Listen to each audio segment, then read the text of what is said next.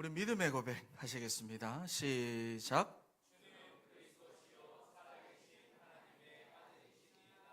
아멘.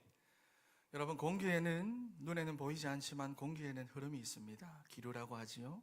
그리고 보이지는 않지만 바다 속에도 해류라는 흐름이 있습니다. 그리고 강물도 마찬가지로 어딘가로 다 흘러가고 있습니다. 우리 인생도 마찬가지입니다. 흐름이 다 있고 어딘가로 흘러가고 있어요. 여러분의 인생은 지금 어떤 흐름을 타고 있습니까? 언약의 흐름입니까? 창세기 3장의 흐름입니까? 승리하는 흐름입니까? 망하는 흐름입니까? 여러분, 2026년도 오직 자기의 하나님을 아는 백성은 강하여 용맹을 떨치리라 그랬어요. 여러분, 사단이 임금 노릇을 하고 있는 이 세상의 흐름, 현실의 흐름에 속지 말고 자기의 하나님을 더 깊이 알아서 언약의 흐름을 타고 가는 우리 사랑하는 여러분 다 되시기를 바랍니다. 여러분, 본문 24절 말씀을 한번 보세요. 야곱이 홀로 남았다 그랬습니다. 오늘 우리에게 문제가 찾아왔을 때 여러분, 사실 제일 힘든 것이 무엇이지요?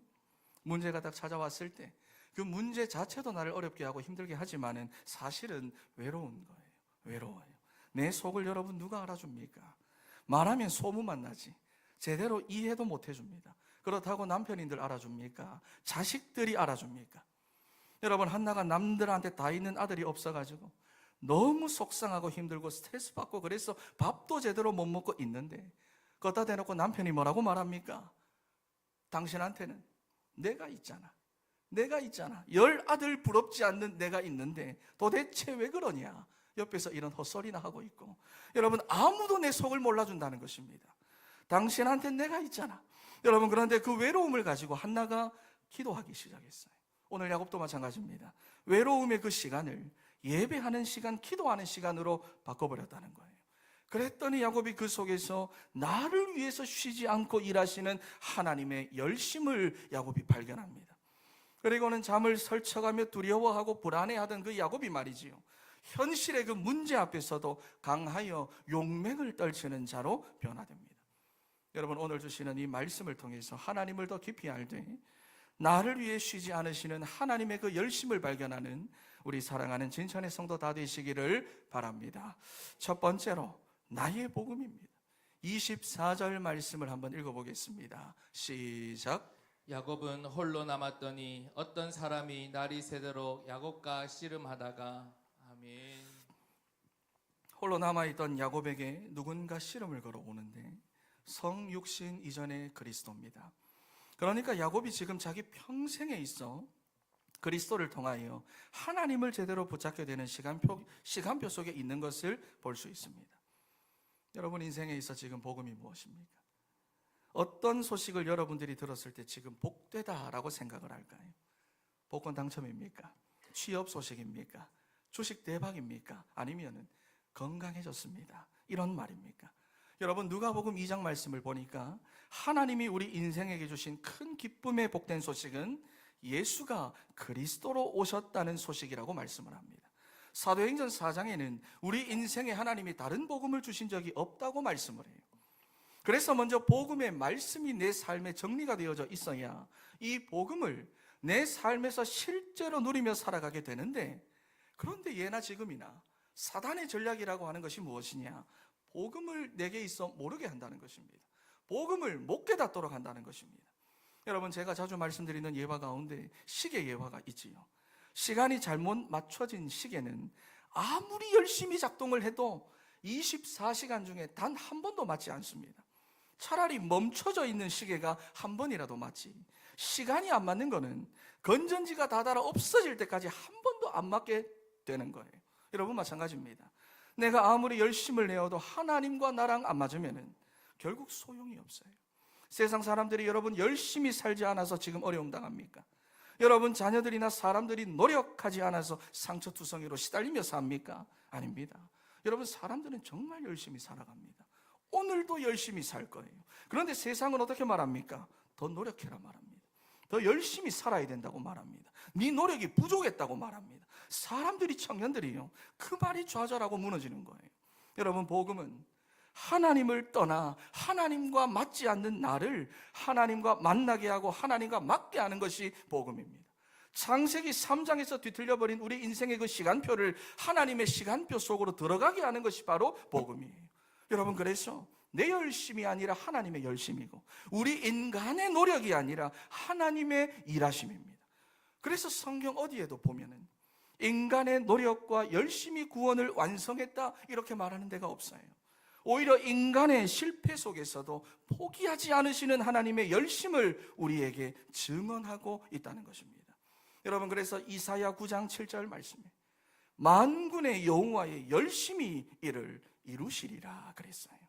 하나님의 이 열심과 일하심 속에 여러분의 삶을 맡기고 문제를 맡기고 자녀를 맡기고 여러분 맡기시기를 바랍니다. 우리 옆에 계신 분들에게 맡기시기를 바랍니다. 시작. 그렇다면 우리 인간의 열심은 어떻게 해야 될까요? 우리 인간의 열심히 내가 안 살아도 되고 노력 안 해도 되고 그렇습니까? 아니지요.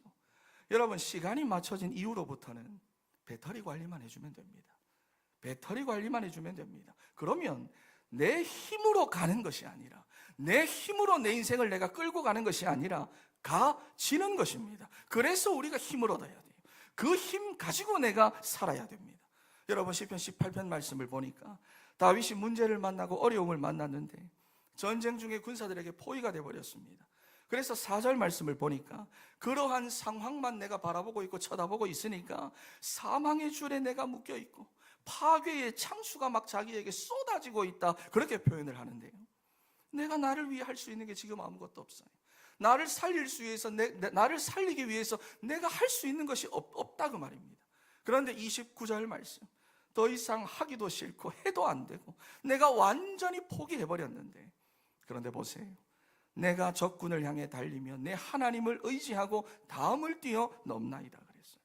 갑자기 적진을 향해 말을 달려가지고 그 고난의 성벽을 뛰어넘는 그러한 강하고 용맹한 모습으로 바뀌었다는 것입니다. 분명 힘이 다 빠져 있었잖아요. 어디서 여러분 그런 힘이 나왔을까? 31절에서부터 36절 말씀, 나는 포기해도 나를 포기하지 않으시는 하나님의 그 열심으로 달려나가게 되는 거예요. 한번 읽어보겠습니다. 31절에서 36절 시작. 여호와 외에 누가 하나님이며 우리 하나님 외에 누가 반석이냐? 이 하나님이 힘으로 내게 띠띠우시며 내 길을 완전하게 하시며 나의 발을 암사슴 발 같게 하시며 나를 나의 높은 곳에 세우시며 내 손을 가르쳐 싸우게 하시니 내 팔이 놋화를 당기도다. 또 주께서 주의 구원하는 방패를 내게 주시며 주의 오른손이 나를 붙들고 주의 온유함이 나를 크게 하셨나이다. 내 걸음을 넓게 하셨고 나를 실족하지 않게 하셨나이다. 아멘. 문제만 보고 있던 다윗이 말이지, 하나님을 보기 시작하는데 자기를 포기하지 않으시는 그 하나님의 열심을 바라본 겁니다. 여러분, 그랬더니 그 문제를 정면 돌파할 수 있도록 하나님이 힘 주시고 용기 주시고 은혜를 더하여 주시는데 인생의 그 막힌 담을 뛰어넘어 버렸어요. 고난의 담을 뛰어넘고 고통의 담을 뛰어넘고, 여러분, 포기하지 않으시는 그 하나님의 열심을 여러분 삶의 힘으로 삼으시기를 바랍니다. 그래서 바울의 고백처럼 복음이 지식의 복음이 되면 안 돼요. 복음이 정보의 복음이 되면 안 돼요. 복음이 남의 복음이 되면 안 돼요. 복음은 나의 복음이 되어야 하는데, 그러려면은 여러분 내 인생의 문제가 무엇인지를 제대로 보고 제대로 알아야 됩니다. 여러분 지금 뭐 때문에 갈등하고 뭐 때문에 불평하고 뭐 때문에 불안해하고 뭐 때문에 염려하고 여러분 그럽니까? 본문에 보세요. 야곱이 자기 평생을 두고 염려하던 것이 있습니다. 평생을 두고 야곱이 갈등하던 것이 있어요. 그게 바로 뭐냐? 나입니다. 나를 두고 항상 염려했습니다. 내 것을 위해 항상 갈등했어요. 내 가족을 위해 늘 다투며 살았습니다. 그래서 정말 열심히 살았고 치열하게 살았고, 그런데 자기 인생에 대하여 자기가 이렇게 표현하지요. 내 나그네 길의 세월이 130년이고 우리 조상들에 비해서는 내가 얼마 살지도 못한 그런 세월이지만은 그 세월 동안 정말 험악한 세월을 내가 보내었나이다 그랬어요. 여러분 마찬가지입니다. 문제를 다 내 것으로 붙잡고 살면 여러분 고생합니다. 갈등을 다 내 것으로 붙잡고 내가 갈등하면 내가 상처투성이 돼버려요. 그래서 우리는 하나님의 열심을 내 것으로 삼고 하나님을 내 삶의 힘으로 삼아야 될 줄 믿습니다. 여러분 제가 훈련 때 하는 말인데, 문제에는 반드시 답이 있습니다. 문제 아닌 것에 답이 없지, 진짜 문제라면 답이 있어요. 여러분, 내가 지금 고민하고 염려하고 불안해하고 갈등하고 하는 것이 다 내 인생의 문제 맞습니다, 여러분. 그렇지요? 그래서 성경 66권 전체를 통해서 하나님이 반복적으로 하시는 말씀이 그 문제를 자기에게 맡겨라고 하는 거예요. 내게 맡겨라. 문제와 답입니다. 내 인생의 진짜 문제는 하나님을 떠난 우리 근본 상태고, 내 삶에 지금 있는 그 문제들은 그 상태에서부터 파생되어 나온 문제들이에요. 그러니 하나님께 맡겨라는 것입니다. 여러분, 그런데 현장에서 성도들을 만나보면 못 맡깁니다. 여전히 내가 다 쥐고 살아요. 하나님의 은혜와 열심으로 지금까지 삶의 많은 응답들을 받아왔고, 그 응답들을 막 이야기하며 살아가지만은 실제로 응답은 응답이고 못 누리고 있습니다. 여전히 내가 고민하고 내가 갈등하고 내가 불안해하며 흔들리고 있어요. 여러분, 그래서 오늘 1절 말씀, 오늘 본문 1절 말씀을 보니까 야곱이 가나안으로 가는 길에 하나님이 천사들을 보내주시는데, 야곱이 거기서 그 땅의 이름을 하나님의 군대 마하나임이라고 불렀습니다. 여러분, 그런데 이 마하나임이라고 하는 뜻이 상태가 단수가 아니라 복수예요. 그러니 보이는 진영과 보이지 않는 진영입니다. 두 진영입니다. 두 군대라는 말이에요. 그러니까 나 혼자만 지금 가고 있는 길이 아니라 하나님께서 함께 가고 계시는 길이고, 천군이 동원되고 있는 길이고, 하나님이 나를 위해서 싸워 주신다는 고백이에요.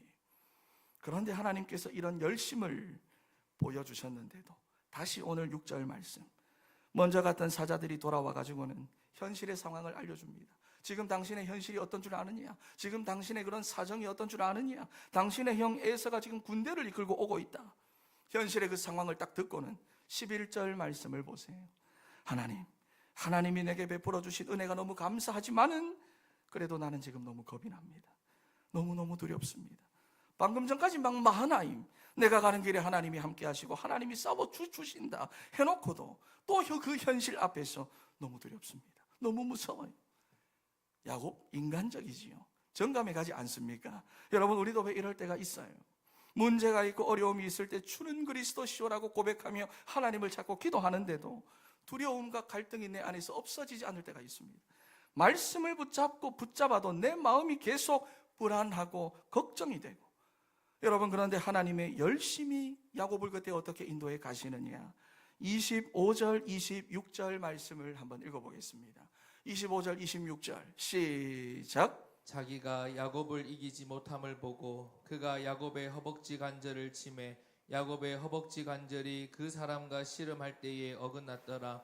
그가 이르되 날이 세려하니 나로 가게 하라. 야곱이 이르되 당신이 내게 축복하지 아니하면 가게 하지 아니하겠나이다. 아멘. 허벅지 관절을 쳐서 부러뜨리셨습니다. 여러분에게 사람의 몸을 지탱해 주는 뼈입니다. 그러니까 내 인생을 내가 지탱하려고 하는 창세기 3장의 그 타락된 자아를 하나님이 쳐버리신 거예요. 그러니까 야곱이 말이 어떻게 되지요? 당신이 내게 축복하지 않으면 가게 하지 아니하겠나이다.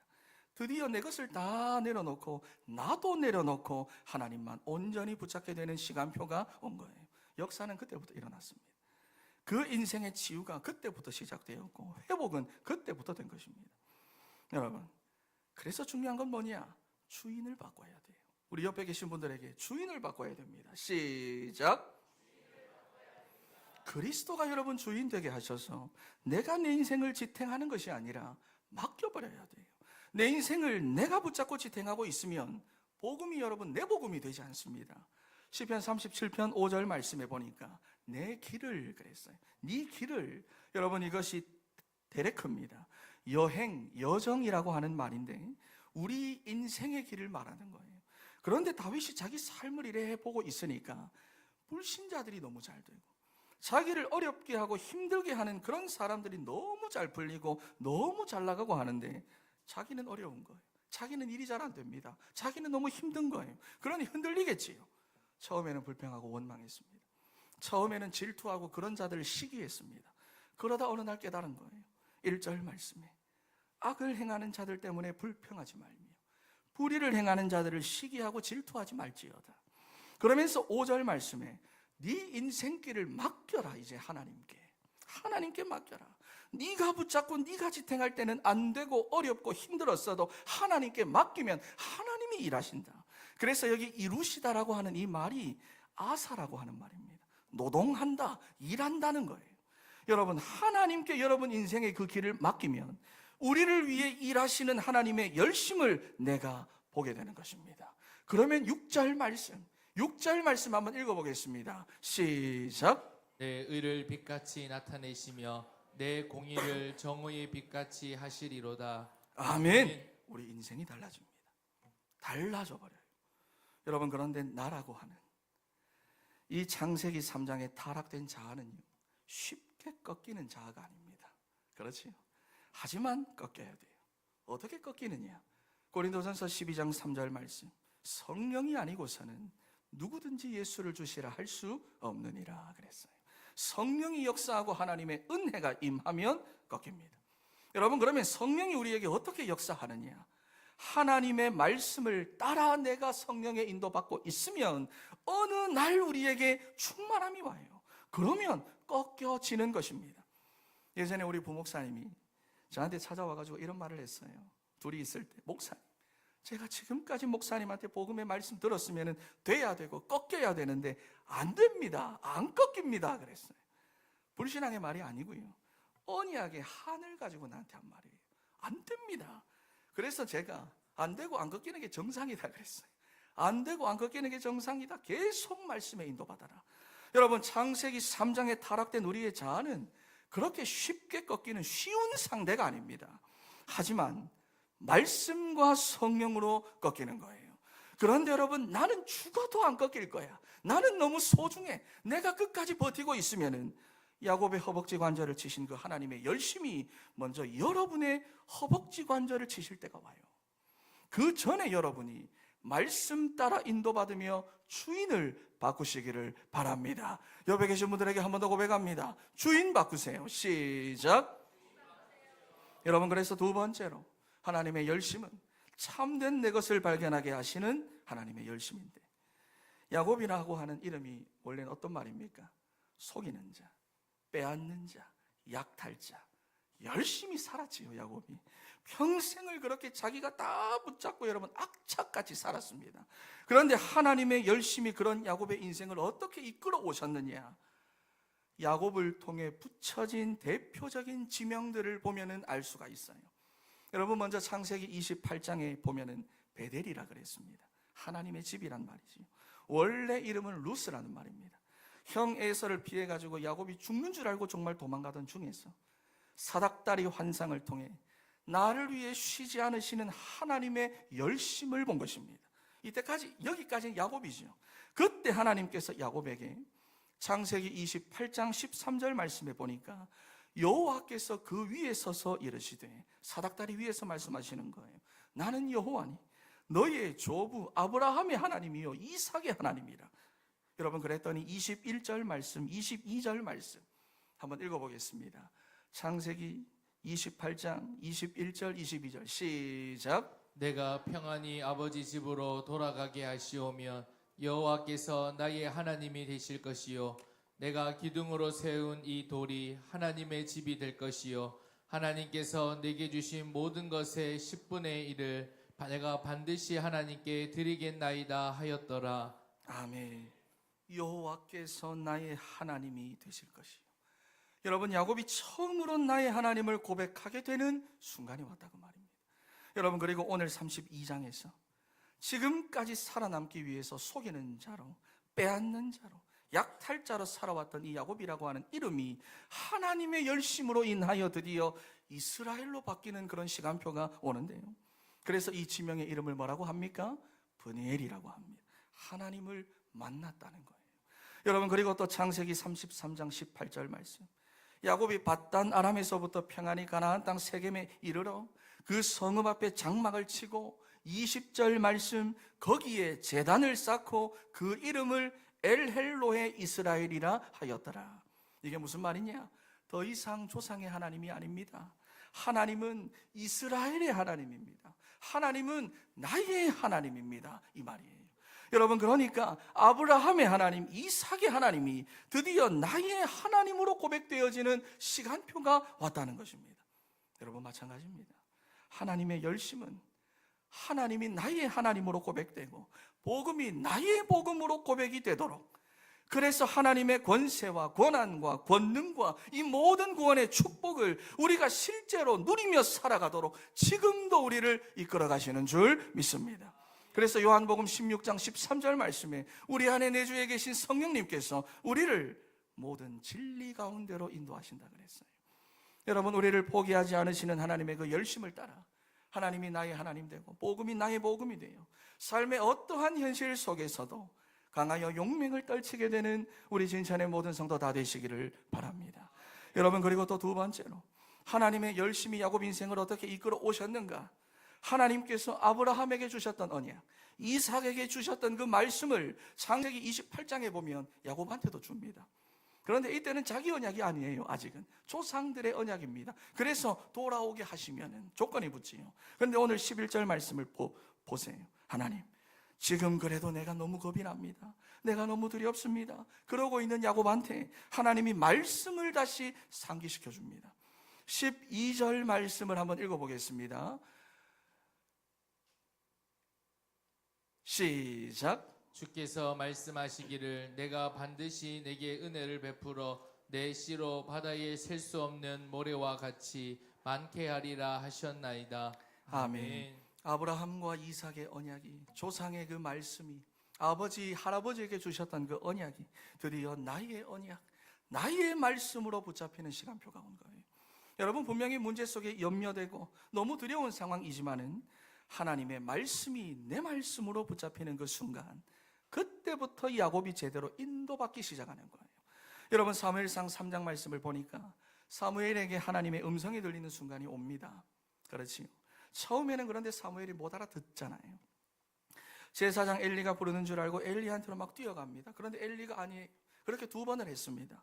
나중에 10절 말씀을 보니까 10절 말씀 한번 읽어보겠습니다. 시작.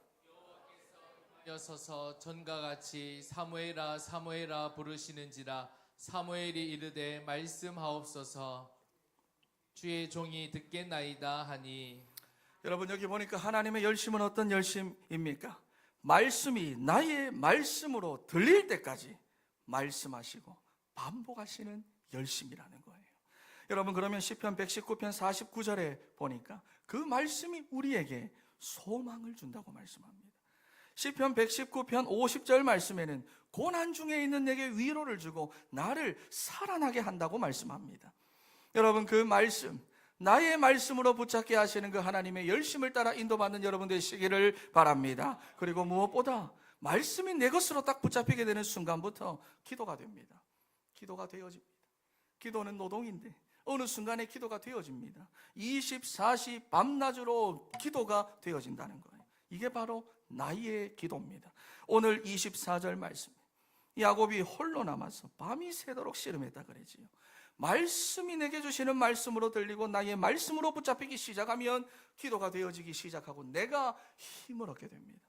여러분, 그러니 하나님의 열심은 참된 내 것을 발견하게 합니다. 진짜 내 것을 발견하게 합니다. 여러분, 갈등은 내 것이 아니에요. 여러분 지금 하고 있는 그 염려 여러분의 것이 아닙니다. 불안 내 것이 아닙니다.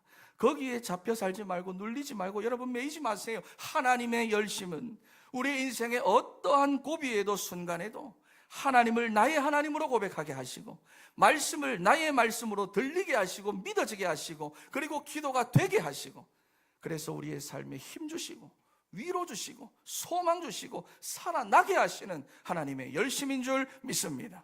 이번 한 주간도 이러한 하나님을 더 가까이 함으로 삶의 어떠한 순간에도 고비에도 강하여 용맹을 떨치는 우리 진천의 성도 다 되시기를 바랍니다.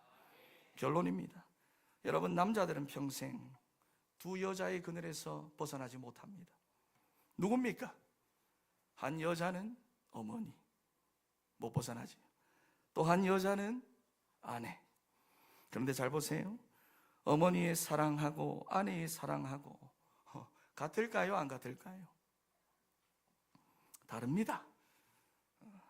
아내가 막 아이들이 어려워하고 막 힘들어 하면은 엄마는 그런 아이를 바라보면서 내 잘못이다 라고 그럽니다.